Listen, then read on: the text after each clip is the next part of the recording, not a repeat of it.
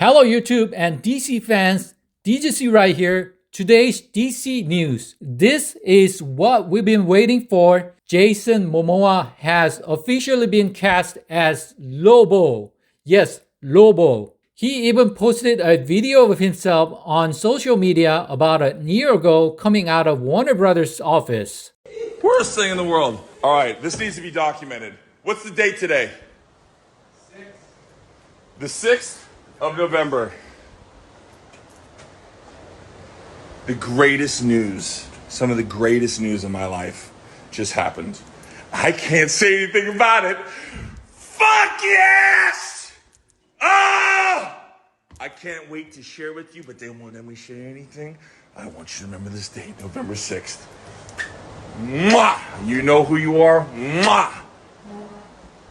Mwah, maestro. Mwah! After he released this video, what most people initially started to speculate was that how perfect would he be for Lobo. Most people thought he would be a great fit for Lobo. So finally, James Gunn confirmed it today by saying this. Welcome to DCU, Jason Momoa. He's the only main DCEU actor from the Justice League like Henry Cavill, Gal Gadot, Ezra Miller, and Ben Affleck, who will be joining the DCU. Among those Justice League actors, he's the only one making the transition to the DCU. This is what he said in 2023. I used to collect comics and I don't do so much anymore, but Lobo was always my favorite and I've always wanted to play Lobo. It's pretty perfect. It's the perfect role. I mean, listen, if they call me and ask me to play it, it's hell yeah. That's guaranteed, so you don't have to worry about that. But I haven't received that call, so I don't want to put any fake news out there. But if they ever call me and ask me to play or ask me to audition, I'm there. So it is confirmed now. Well, so many DC fans wanted him to portray Lobo, so I don't think there will be any objections on the casting.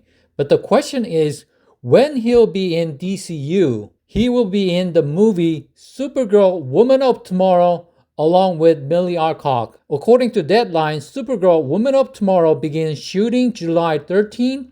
That's about 2 weeks left. How strange is Jason Momoa play as Khal Drogo in Game of Thrones, and he was married to Daenerys Targaryen, and Millie Alcock play as Rhaenyra Targaryen passed on her blood to Daenerys. They're all connected. What a coincidence! I was a little disappointed because I wanted him to face David Cornsweet's Superman in a Superman movie, maybe in a post-credit scene, but I guess we'll see more of Lobo in Supergirl movie. Tom King had earlier revealed that Lobo was originally in Supergirl Woman of Tomorrow comic pitch. That book, Supergirl, began as me pitching a Lobo Supergirl book, and it was my editor, Brittany Holger, and Jamie Rich, who were like, no, take Lobo out and make Supergirl the Rooster Hawkburn character, and so it wouldn't exist without Jamie and Brittany.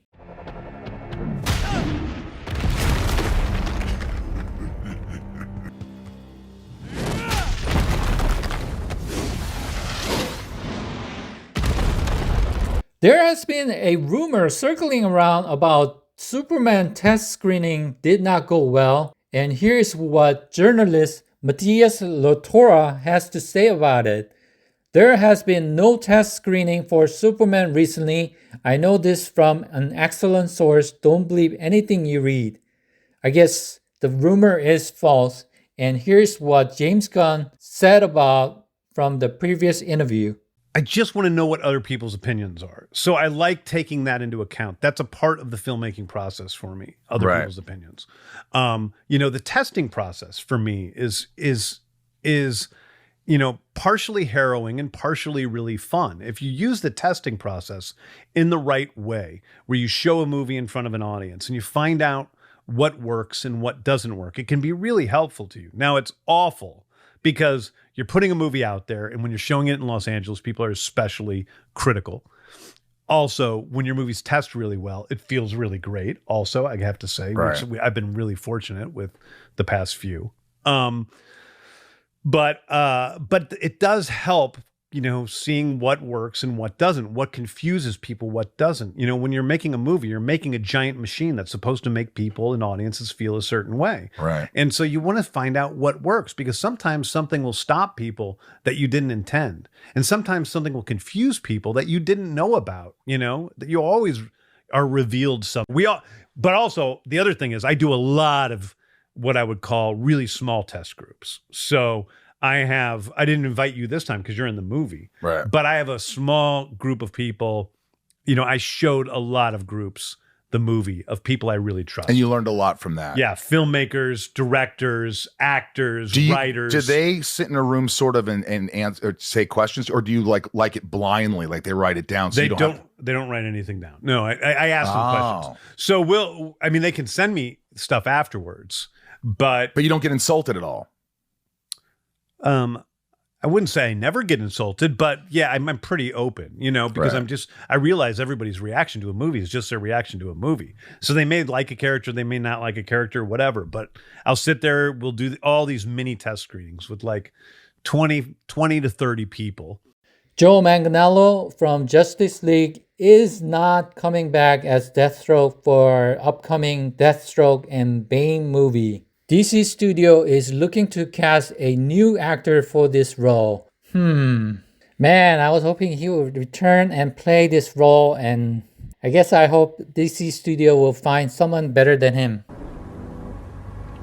You said you had something I'd want. You better not be wasting my time. Ooh.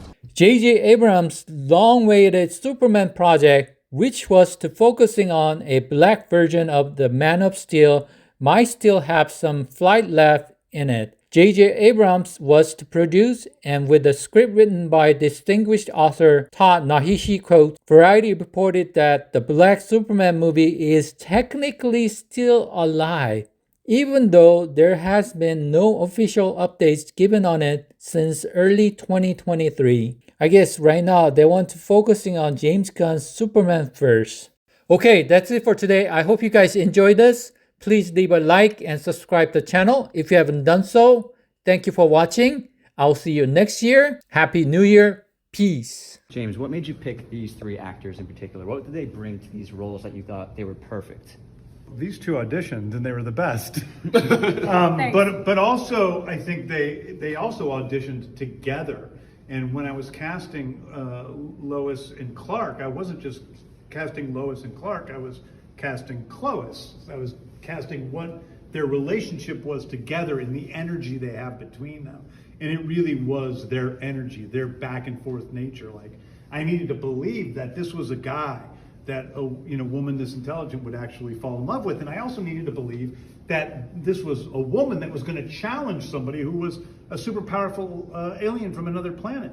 So that they, had this ping pong relationship that we need to have, and the sexual chemistry that they have that's so palpable as they stand here today.